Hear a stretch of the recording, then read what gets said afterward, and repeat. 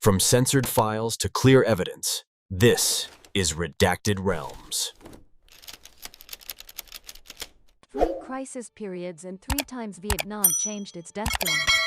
Vietnam in 2023 was recently assessed by the SEF Advisory Center as the Southeast Asian economy with leapfrog potential, becoming the 21st largest economy in the world by 2038 and potentially becoming a high-income country by 2045.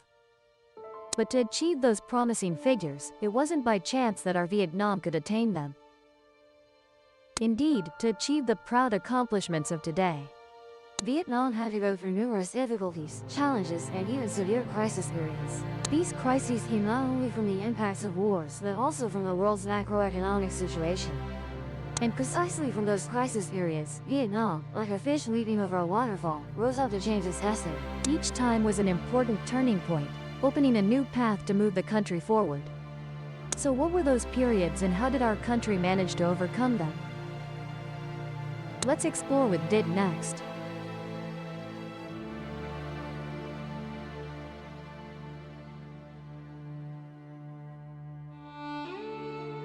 Starting from April 30th, 1975, one of the most significant milestones in Vietnam's thousands of years of history, we finally fulfilled President Ho Chi Minh's testament about national unification.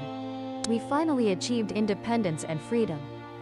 However, the economy at that time was relatively difficult. The war had consumed many resources.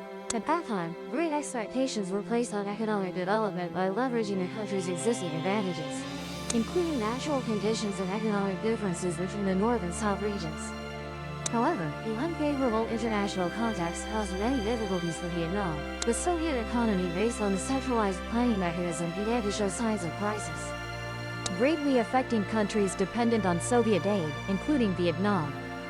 Meanwhile, Vietnam's international relations also faced many obstacles as the US and many European countries imposed economic embargo. Domestically, the economic development strategy following the bureaucratic centralized plan, subsidized, learned from our Soviet friend with extremely humanitarian goal, eliminating the rich-poor divide, encouraging people's development, actually caused many serious problems. The economy relied only on two sectors, state-owned and collective, while the private economy was not encouraged to develop and the market was overlooked. In agriculture, many cooperatives faced situations where members were indifferent and did not participate in production labor, simply because they didn't see direct benefits from their efforts. And there were even places that had to mobilize armed forces and students to ensure harvesting progress. These factors weakened the growth momentum of the economy, particularly in agriculture and handicraft industries. Especially in the years 1983, 1984, and 1985, Vietnam suffered the most severe socio-economic crisis period. The economy fell into hyperinflation, with inflation pushed up to 700 to 800%. Causing prices to skyrocket and people's purchasing power to plummet. The ration coupon distribution system became insufficient, unable to meet basic needs, leaving many people without enough food to live. Additionally, Vietnam also heavily depended on Soviet aid for four essential commodities: petroleum, food, mainly wheat, raw cotton for the textile industry, and fertilizer for agriculture. However, during this period, Soviet aid gradually decreased, causing serious shortages of important supplies. This situation left the Vietnamese economy nearly exhausted, with all production and consumption activities severely affected. At this point, Vietnam's economy was forced to revolt. In August 1985, our country underwent a revolution simultaneously in three aspects: prices, wages, and money. In the first month, everyone was happy because wages increased, but it actually wasn't very effective. Wages increased so purchasing power increased, but prices rose because the currency depreciated to the point where people had to exchange buckets to buy gold for storage after each weighing meeting. This time we decided to change the direction of the Sixth Party Congress, deciding to switch to a market-oriented socialist economy and international economic integration. Immediately after, from 1991, Vietnam's economy entered a new promising development stage. After difficult years, the country has transformed strongly, marking an important milestone in the renewal process. The average GDP growth rate in the 1992 to 1997 period reached 8.77%, nearly double that of the previous period, demonstrating sustainable and comprehensive economic growth. Inflation was also well controlled, dropping from a high double-digit level to a single-digit figure. The unemployment rate decreased significantly, and people's living standards improved. This success resulted from Vietnam's bold opening and international integration, attracting foreign direct investment and official development assistance. FDI made important contributions to modernizing infrastructure, technology transfer, and job creation. Additionally, rapidly growing exports helped improve the trade balance and strengthened Vietnam's position internationally. It can be affirmed that the 1991 to 1997 period was a foundational stage, laying the groundwork for the rapid and sustainable development of Vietnam's economy in the following year. And the economic situation became increasingly brighter in 1989, when Du Bois became chairman of the Council of Ministers. At that time, inflation in Vietnam was still very high, about 9% per month, and if continued would reach 110% per year. At that time, there were over 40 anti-inflation proposals sent to Du Bois from many domestic and international agencies. And then he decided to pilot and issue directives to increase interest rates, allow free trade of goods, and bring food in Hanoi. As a result, people sold off hoarded goods to deposit money in banks. Goods flooded the market, prices dropped. Markets in Hanoi were filled with goods. Hanoi immediately had surplus food, and state stores no longer had queues. Then the coupon system was also abolished from that. By mid-1989, Vietnam began to have food surpluses. And by the end of the year, for the first time in history, Vietnam exported 1 million tons of. Also during that time, Vietnam's foreign exchange reserves increased from $20 million at the beginning of the year to $200 million by the end of 1989. However, while on the path of development and opening for integration, the regional financial and monetary crisis. This crisis began in Thailand in July 1997, when the Thai government was forced to float the baht due to pressure from foreign investment withdrawals and high debt levels. Immediately, the crisis spread throughout Asia, seriously affecting many countries in the region, particularly South Korea, Indonesia, Malaysia, and the Philippines. These countries all faced sharp currency depreciation, high foreign debt, and weakened banking systems. By 1989, Vietnam only grew by 5.76% and 4.77% in 1999. Registered foreign direct investment in 1998 was nearly $5.1 billion United States dollars. In 1999, it was nearly 2.6. If inflation in 1996 was 4.5%, in 1998 it increased to 9.6%. The export growth rate in 1996 was 33.2%. In 1998 it decreased by 0.8%. In 1999 it only increased by 2.1%. Fortunately, at this time, exports only accounted for 30% of GDP, showing that Vietnam's economy was not too dependent on the international market. Additionally, internal resources such as crude oil and rice were Vietnam's main export items during that period. Maintaining the export value of these items helped stabilize national income and balance the trade balance. Vietnam was not caught in this spiral for long and gradually overcame all crises. Economic growth in the 2000 to 2007 period reached 7.63% per year.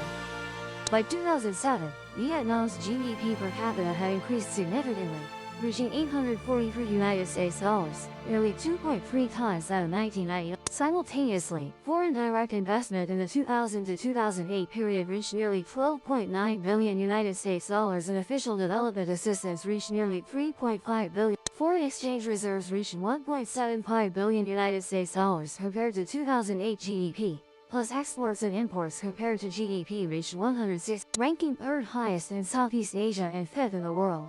Vietnam's position after the crisis shifted to full opening and integration with the world, signing the Vietnam-US trade agreement and joining WTO. However, in 2007, our country once again faced a crisis, originating from the US real estate market. U.S. banks' easy lending along with skyrocketing real estate prices created a huge asset bubble. When this bubble burst, real estate prices dropped sharply. Many people defaulted, banks lost solvency, leading to a serious global financial crisis. At that time, Vietnam had just joined WTO from the beginning of 2007. Vietnam's economic growth decreased to 5.32% in 2009. The number of international visitors dropped from over 4.2 million to more than 3.7 million. Remittances fell from 7.2 billion United States dollars to nearly 6.3 billion United States dollars, while the consumer price index rose significantly, 12.63% in 2007, 6.31% in 2008, and 10.7% in 2009.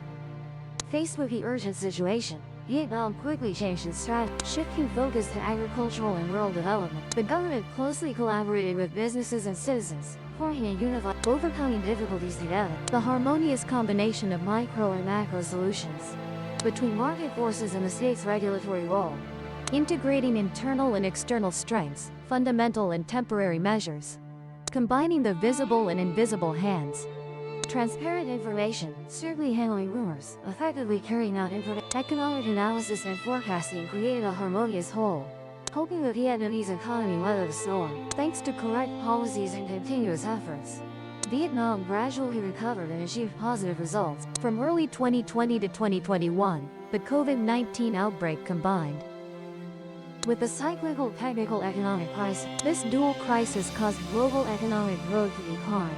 Global GDP in 2019 reached 87.645 trillion United States, decreasing by 2.539 trillion United States dollars in 2020. But with many decisive epidemic prevention measures, as you may recall, when our country successfully fought the epidemic, other countries were still struggling.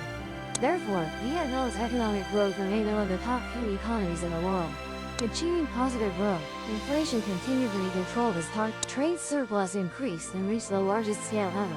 The unemployment and underemployment rates, Vietnam not only overcame major crises but also rose strongly in the international market. In 2008, Vietnam's total GDP reached 89.6 billion United States dollars, accounting for 1.48. By 2021, this figure quadrupled, reaching 366.5 billion United States dollars, and is expected to continue rising to 463.7 billion United States dollars in 2020, and about 500 billion United States dollars in 2020. Vietnam's GDP ranking in the world increased by 17 places from 2008 to 2021, demonstrating growing economic strength.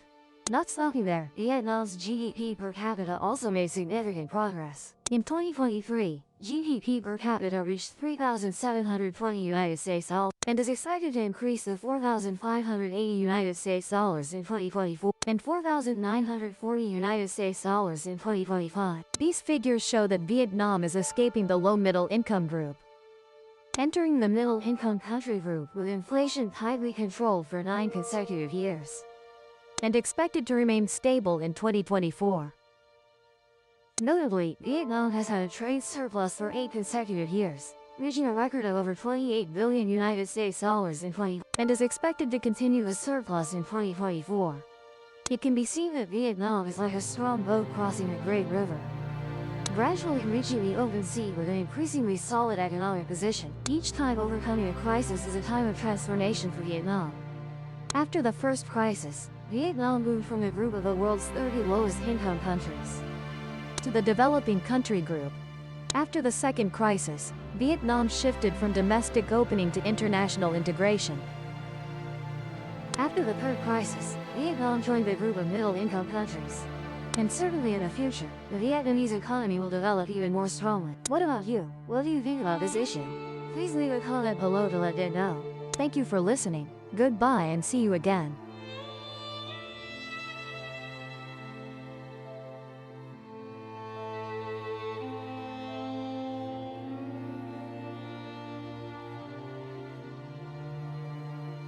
Subscribe to the Redacted Realms channel to watch the latest videos. If this file opened your eyes, subscribe and open the next case.